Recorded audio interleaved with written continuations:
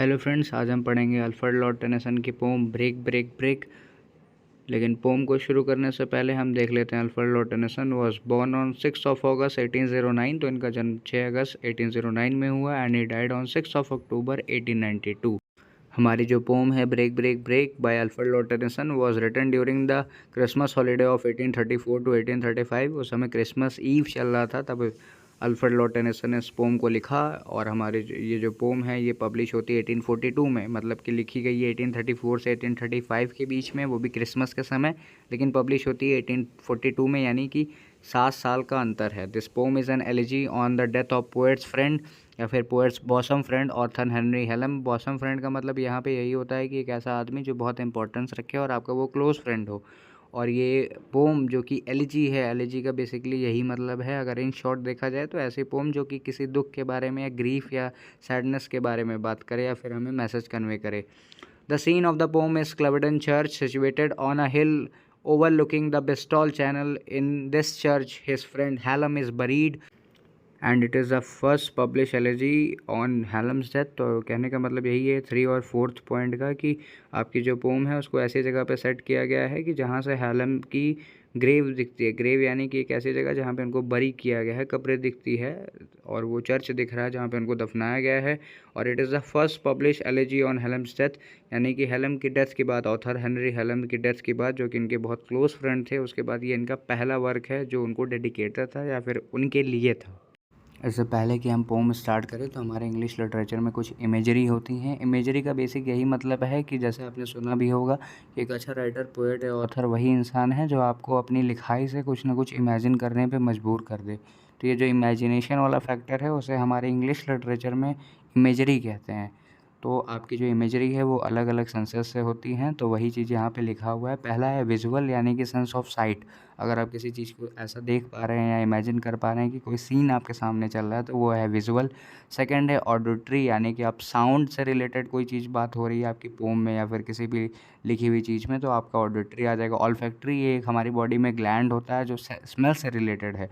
फिर उसके बाद आता है गस्टोटरी इमेजरी, यानी कि सिंपल सी बात है, ये भी एक ग्लैंड ही है और ये टेस्ट से रिलेटेड है। Fifth one is tactile imagery. Tactile imagery का बेसिकली यही मतलब है कि सेंस ऑफ टच, यानी कि आप अगर टच फील कर पा रहे हैं किसी चीज़ को पढ़ करके, तो ये इमेजरी है टेक्टाइल इमेजरी। तो यही है 5 types of imagery in English literature, जो कि अगर आपको ब्रेक ब्रेक ब्रेक को अच्छे से समझना है और आपको फील करना है एसेंस कि पोएट ने क्या सोच करके इसको लिखा या फिर वो क्या फील कर रहा था during time of his writing, तो ये आपको बेसिकली पता ही होना चाहिए। Coming on straight to the lines, तो यहाँ पे शुरुआत होती है, आपका जो टाइटल है ब्रेक ब्रेक ब्रेक। यहाँ पे जो 3 ब्रेक आए हैं वो 3 अलग अलग मीनिंग सिग्निफाई करते हैं, जो कि आपको नोट्स में मिल जाएगा। इसके बाद वाला जो नोट्स का एक अलग सेपरेट वीडियो होगा, वहाँ पे आपको सारी ही बेसिक चीज़ें या फिर जो डिटेल वाली चीज़ें वो एक्स्ट्रा मिल जाएंगी। Break break break on thy cold grey stones. O see यहाँ पे पर्सोनिफिकेशन है सी का, और ओ लगने की वजह से वो जो लेटर है उसकी वजह से ये एपोस्ट्रॉफी भी है। पर्सोनिफिकेशन के साथ साथ ये एपोस्ट्रॉफी भी है। And I would that my tongue could utter the thoughts that arise in me. तो आपके अल्फ्रेड लॉर्ड टेनिसन सी को संबोधित करते हुए कहते हैं कि आई कुड अटर, मैं काश बोल सकता, वो जो थॉट्स मेरे अंदर चल रहे हैं मेरी फ्रेंड के डेथ के बाद, काश मैं उन्हें बोल सकता और किसी से जाके शेयर कर सकता, लेकिन वो ऐसा नहीं कर पा रहे हैं। तो इसी वजह से वो एक क्या हैं, वो एक पोएट हैं। और जब उन्हें कोई भी नहीं मिला अपनी बातों को शेयर करने के लिए, अपने ग्रीफ को बताने के लिए, जो वो डिजेक्टेड फील कर रहे हैं इस बात को बताने के लिए, तो वो क्या करते हैं, इस पोएट्री को ही लिख डालते हैं। O well for the fisherman's boy that he shouts with his sister at play. O well for the sailor lad, lad का मतलब होता है boy, that he sings in his boat on the bay.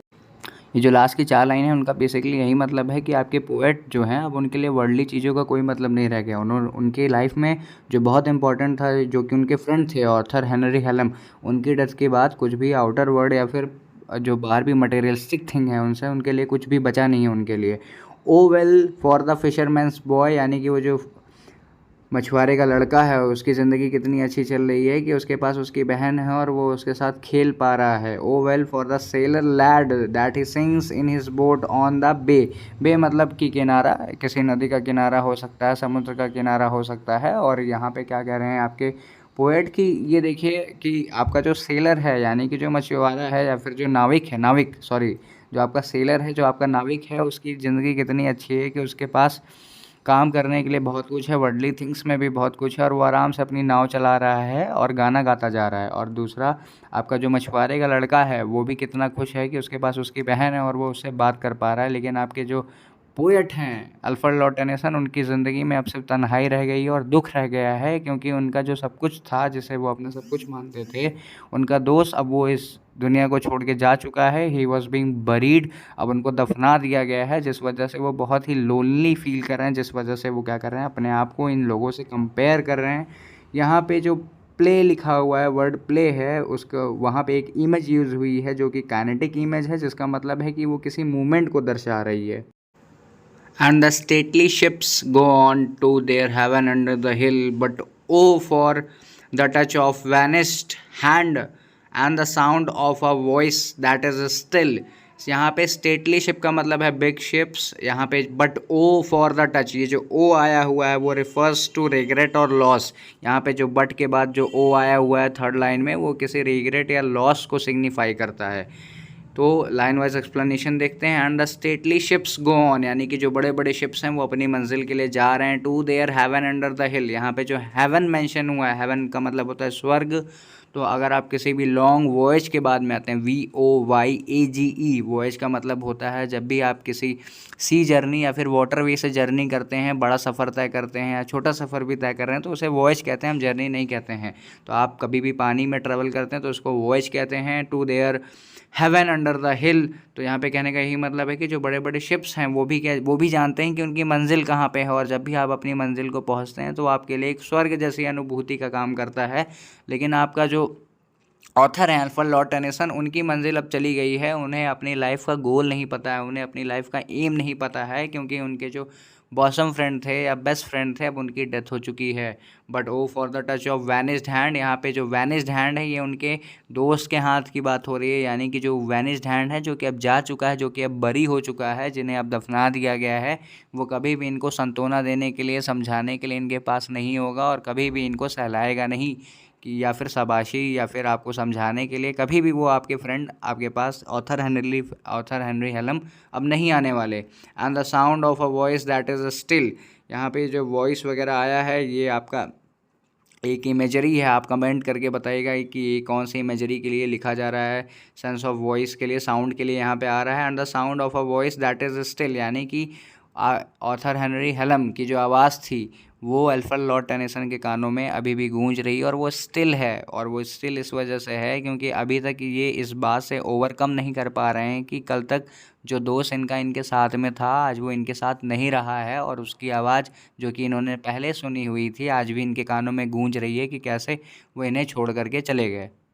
Break break break at the foot of thy crags O sea, but the tender grace of a day that is dead will never come back to me. तो यहाँ पे पहले तो meanings देख लेते हैं कि ये जो क्रैक्स है वो स्टीप रॉक या फिर ब्रोकन रॉक के लिए कह रहा है, लेकिन एक इसका अलग मीनिंग भी निकलेगा, फुट यानी कि पैर के लिए एक रेफरेंस है। टेंडर ग्रेस का मतलब है हैप्पी डेज, टेंडर ग्रेस का मतलब है happy days. Grace of a day मतलब कि आपका जो दोस्त थे यानी कि ऑथर हेनरी हेलम के दोस्त अल्फ्रेड लॉर्ड टेनिसन, और वही पोएट हैं, तो उनका जो दोस्त है वो जो टेंडर ग्रेस कैरी करता था, टेंडर ग्रेस मतलब कि दोस्त की प्रेजेंस की वजह से जो हैप्पीनेस रहती थी वो जा चुकी है। लाइन वाइज एक्सप्लेनेशन देखते हैं। At the foot of thy crags O sea, but the tender grace of the day that is dead will never come back to me. यहाँ पे दो मीनिंग निकल सकती है। पहली यही निकल सकती है कि बार बार सी वेव्स आती हैं और उन रॉक से टकराती हैं, लेकिन बार बार टकराने की वजह से भी वो जो हार्ड रॉक है वो कभी भी मेल्ट नहीं होगा, ना ही पिघलेगा। रॉक पिघलने का मतलब यही है कि वो जो इमॉर्टल चीज़ें हैं जैसे रॉक है, सी है, ये सब तो हमेशा ही रहेंगे, लेकिन जो टेंडर ग्रेस था आपके अल्फ्रेड लॉर्ड टेनिसन की लाइफ में, वो कौन थे? हेनरी हेलम थे। हेनरी हेलम की डेथ के बाद क्या हो रहा है कि वो जो टेंडर ग्रेस है, वो जो खुशी वाले दिन हैं वो जा चुके हैं और कभी भी वापस नहीं आने वाले हैं। और हम यहाँ पे यही कह सकते हैं कि ये जो पूरी ही 1 2 3 4 4 4 स्टैंजास जो हैं 4-4 लाइन्स के, उसमें यही बात हो रही है कि ये जो ग्रेस था, वो जो सुख था, उनके दोस्त की प्रेजेंस की वजह से, अब वो इनकी जो दोस्त की प्रेजेंस की वजह से जो सुख वगैरह था वो जा चुका है। और एक चीज़ और समझने लायक है यहाँ पे कि ये जो ब्रेक ब्रेक ब्रेक जो पोम है, एक चीज़ और हिंट कर रही है कि ह्यूमन लाइफ जो है वो हम लोग मॉर्टल्स हैं, इमॉर्टल नहीं है। ये जो सी है, रॉक्स हैं, ये सब इटर्नल हैं, ये शुरुआत से हैं और अंत तक रहेंगे जब तक ये धरती ख़त्म नहीं हो जाती। लेकिन आपके जो ह्यूमन बीइंग्स हैं वो समय समय पर उनकी डेथ होती रहती है और वो आते जाते रहते हैं। तो इसका मतलब यही है कि आप मेमोरीज़ में आप चाहे जितना याद रखें, आप किसी को भी बहुत ज़्यादा याद करें, दिन भर याद करें, लेकिन कोई मतलब नहीं है। अगर एक बार उसकी डेथ हो चुकी है तो वो जा चुका है। यही ट्रांजिशन फेज़ ऑफ लाइफ है। हमारी लाइफ में जो चेंजेस आएंगे वो डेथ, लाइफ, रिग्रेट, सॉरो, इन सब से भरी हुई है। हमारा जो जीवन है वो कष्ट से भरा हुआ है और हम उन सब चीज़ों से कभी भाग भी नहीं सकते हैं।